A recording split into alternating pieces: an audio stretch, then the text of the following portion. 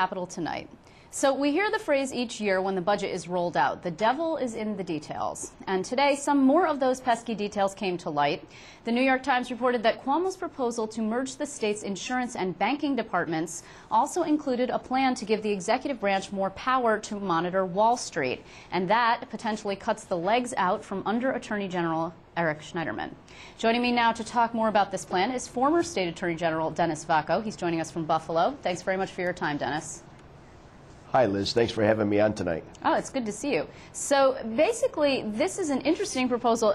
At first blush, it was just the governor saying, well, we're going to merge some departments. We're going to merge consumer protection, banking, and insurance, and there's going to be a new financial regulator, and it's going to be great. But as it turns out, this new agency would have subpoena power and the ability to compel testimony, and also, at one point, a Martin Act violation investigatory powers, but appears that that's been pulled back. What do you make of all of this? Well, first of all, I think we all recognize that Governor Cuomo has an enormously difficult task before him, trying to rein in state spending and make the business climate in New York State more hospitable so that we can grow jobs in New York State. So I fully recognize that he's got a difficult task at hand. But I think that this proposal, at least part of the proposal that expands the prosecutorial power, the due process power through subpoena authority, et cetera, while consolidating these agencies, is a little bit over the rail in my estimation. I think it's a good idea that he's looking at consolidating banking and the insurance department, consumer protection. I think that makes perfect sense. It's very logical. But as he knows full well, having done a great job as Attorney General, the ability to enforce the Martin Act, the ability to guard against fraud on Wall Street, is a traditional power and responsibility of the Attorney General. The Martin Act is an old statute, almost 100 years old. It's been around for a long time, and it's been enforced by the Attorney General for a long time. So I think that creating a dual-track prosecutorial due process through subpoena power authority that competes with the Attorney General could be problematic. And here's why it's problematic. It's not so much that it's diminishing the power of the Attorney General.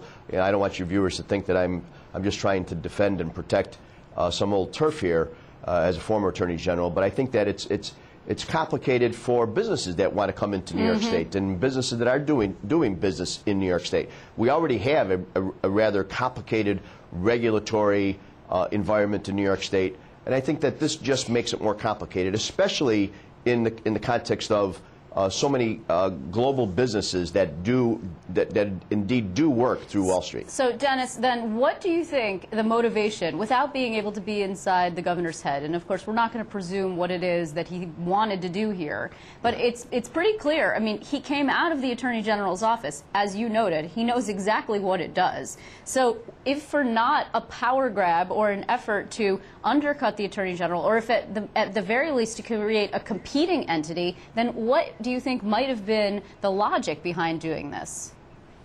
Well, I think, look, this is a massive budget, and Governor Cuomo's got an enormously difficult job, as I've already indicated, just getting his arms around the massive bureaucracy of state government. And it could be just as simple as him having given some of his policy folks the directive to slam these agencies together.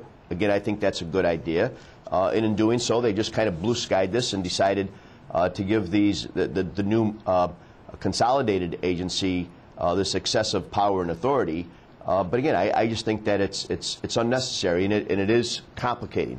You know, there is a model here that I would commend if I could be so bold to make a recommendation to the governor here. Please do. A generation or so ago, when organized crime was, you know, such an important public safety issue that needed the laser focus of state government, the legislature, the executive branch, and the Attorney General came together to form the State Organized Crime Task Force.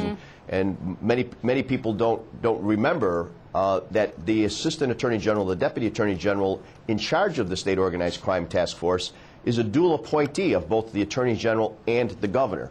So it seems to me that instead of totally upsetting the apple cart here and creating the potential for competing prosecutorial or investigatory interest here, that maybe they might be better served in looking at the organized crime task force model and creating a financial regulatory compliance task force that is manned by assistant attorneys general, have the traditional authority and power of that office with a joint appointee of both the governor and the attorney general. And I think in that fashion, it then diminishes sort of the dueling subpoena process, the dueling investigation, and it does give some certainty to the business community. I mean, if we've learned anything here over the last decade or so, the businesses they like certainty. Whether it's the tobacco industry 15 years ago settling with me and other attorney generals over the tobacco litigation, they paid big money because they were looking for certainty. And I think that that a model that creates uncertainty in the minds of business could have adverse consequences that are not anticipated. Now, it's interesting that you bring up this issue because it reminded me, and I just looked it up, that Preet Bharara, of course, he's the U.S. Attorney for the Southern District, is going back to and reviving criminal racketeering charges when dealing with Wall Street, which is something that Rudy Giuliani did back in the day and that we hadn't seen. So what you're also suggesting that there is more than one way to get at a problem, that it's clear that Governor Cuomo feels there is here, but you also have to admit there's a historic tension between the State Attorney General's office and the Governor's office, is there not? I mean, AG, a lot of people always joke that it's aspiring governor. Now, I'm not sure that you felt that way when you were in the office, but perhaps there is that sort of that push-pull in between those two positions. Well, look, I served under my term was contemporaneous with George Pataki's first term in office. And I often said during those 4 years that my job as Attorney General was more difficult because the governor and I were political allies. And perhaps, Attorney General Schneiderman might feel the same way. I just think that it does create a different dynamic. And I don't know if it's a different tension as much as it's a different dynamic. I don't read any malmotives here in this policy proposal. I read into it that the governor is serious about consolidating state agencies and trying to save money, although I understand that this proposal would actually cost a little bit more money, which is why I'm suggesting that maybe everybody needs to go back a step or two here and think about how we get the consolidation of the regulatory entities without necessarily impeding upon the prosecutorial and enforcement power of the Attorney General's office. Right. I actually wanted to talk to you. And I think, Liz, you mentioned, Liz, the federal prosecutor, the U.S. Attorney's office. That's just the tip of the iceberg of federal power here as well. Right. Although a case can be made that the feds have rarely interceded in these financial affairs like the Attorney General's office in New York State has.